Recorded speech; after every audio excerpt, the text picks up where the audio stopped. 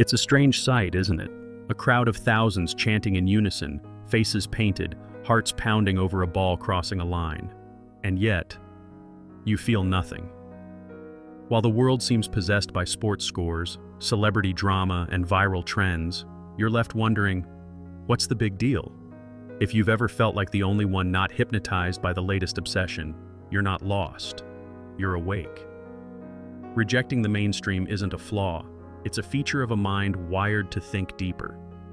The psychology of nonconformists reveals that those who question popular culture, who don't feel the rush of sports fandom or the pressure to fit in, often carry traits of independent thought, introversion, or even quiet rebellion. And in a world dominated by crowd mentality psychology, that's a kind of superpower. So today, we're going into the minds of people who resist the noise. We'll explore why some people don't care about sports, the psychological reasons they avoid trends, and why rejecting mass obsessions isn't weird, it's wise. If you've ever felt like the outsider, you're about to realize, maybe you're just ahead of your time. The deep psychology behind not caring about sports. There's this quiet group of people who feel utterly disconnected from the world of sports, and not because they haven't tried. They've sat through games, listened to the excitement, maybe even forced a cheer or two. But deep down, it just doesn't click. This isn't laziness or arrogance, it's nonconformity psychology in action. Their brains simply don't light up at the same social signals others crave. And while society often labels them as out of touch, the truth runs deeper. Psychologically, many of these individuals have a different relationship with identity and tribalism. Sports, after all, are a modern expression of ancient tribal loyalty, team colors, chants, rivalries. But not everyone is wired to feel a sense of belonging through competition or mass unity. For introverts or analytical minds, the noise of groupthink triggers discomfort rather than excitement. They seek meaning in individualism, not in crowd validation. And when sports and identity disconnect, the stadium feels more like a stage of strangers than a place of home. What's fascinating is how this rejection often starts young, being the kid who preferred books over balls or music over mascots. Over time, that outsider mentality solidifies into self-awareness. They begin to ask, why do we obsess over this, instead of, how can I fit in? This sparks a shift. Curiosity replaces conformity. And as they lean into alternative interests versus sports, something surprising happens. They find clarity in the noise. But what happens when that clarity clashes with the pressure to belong? The social pressure to conform, and the quiet power of saying no. You don't have to wave a flag or wear a jersey to feel the pressure. It's subtle, but constant. It shows up in conversations, in commercials, in the way people bond over last night's game. Society rewards those who follow the script, especially when it comes to mass obsession psychology. If you're not in, you're often treated like you're missing out. But here's the catch. Not everyone feels the need to belong through imitation, and that's where things get interesting. Psychologically, this boils down to the tension between individualism versus groupthink.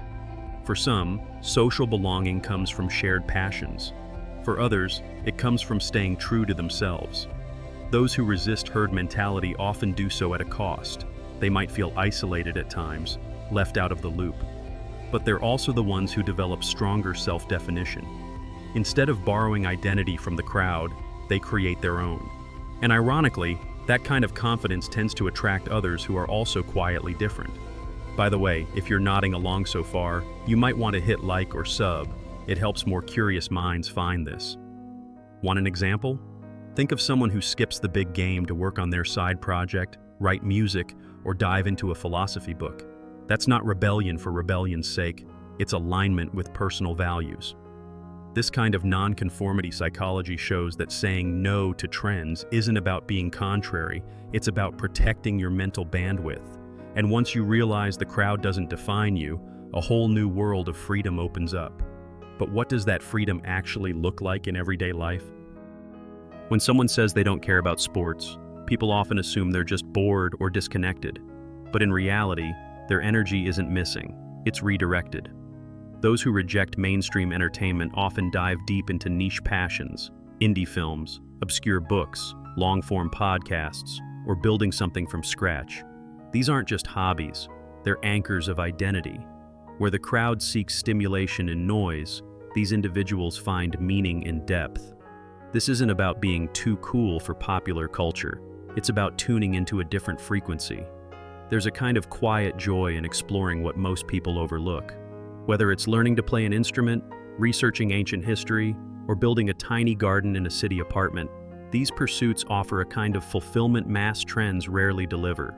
This is where alternative interests versus sports comes into focus. While one path promises immediate social rewards, the other builds long-term personal richness. And here's something most people don't talk about: dopamine. The chemical rush others get from team victories or viral trends. Nonconformists get it too, but from moments of discovery, creation, or progress. That's the deeper psychology of belonging, not to a crowd, but to oneself. These people don't lack excitement, they've just learned to source it differently. And as they follow this path, they often notice something curious. The more they invest in their own interests, the less they crave validation from the crowd. The disconnect between sports culture and the inner world of introverts. Imagine being surrounded by roaring fans, all fully immersed in the adrenaline of the game, yet inside, you feel completely detached. That's not snobbery, it's a psychological mismatch. For many introverts or deep thinkers, sports fandom psychology just doesn't register the same emotional charge. It's not that they're antisocial, it's that their social battery runs on different currents. They crave conversations, not chants, meaning, not mascots. Introverts often process the world through introspection and depth, so when they see mass enthusiasm, like a stadium erupting over a touchdown, they might instinctively question it. Why does this matter so much? This tendency to reflect rather than react is a key trait in those who resist crowd mentality psychology.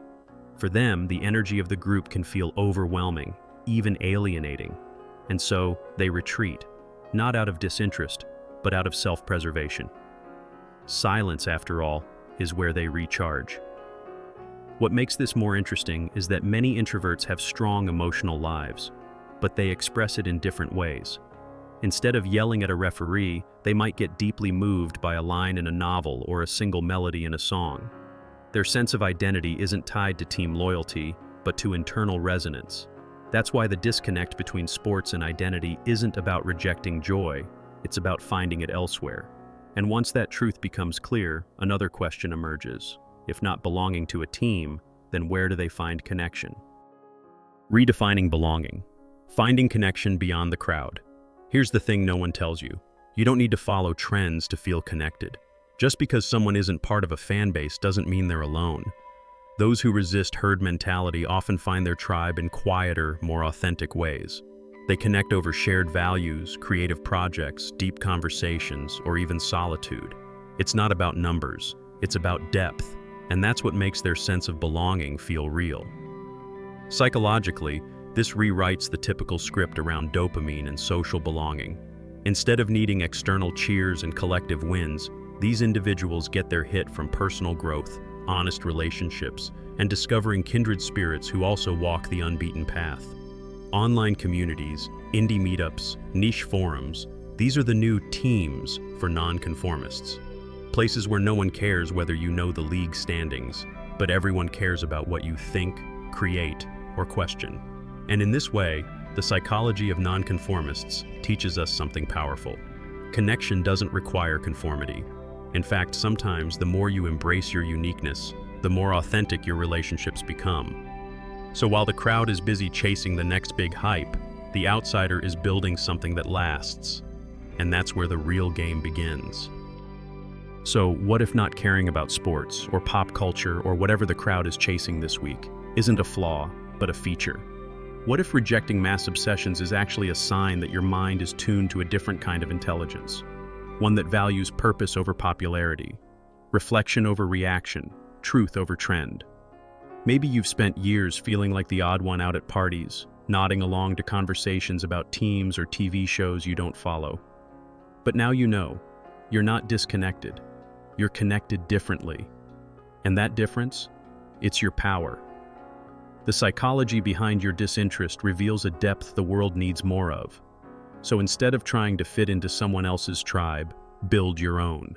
You're not behind, you're ahead. Now here's the real challenge. What will you do with that clarity? What passions will you lean into now that you've stopped faking interest in what doesn't light you up? Drop your thoughts in the comments. I genuinely want to hear what you're walking away with. And hey, if this resonated with you, go ahead and subscribe, maybe even tap the bell. There's a whole world beyond the noise, and this channel, it's for people like you.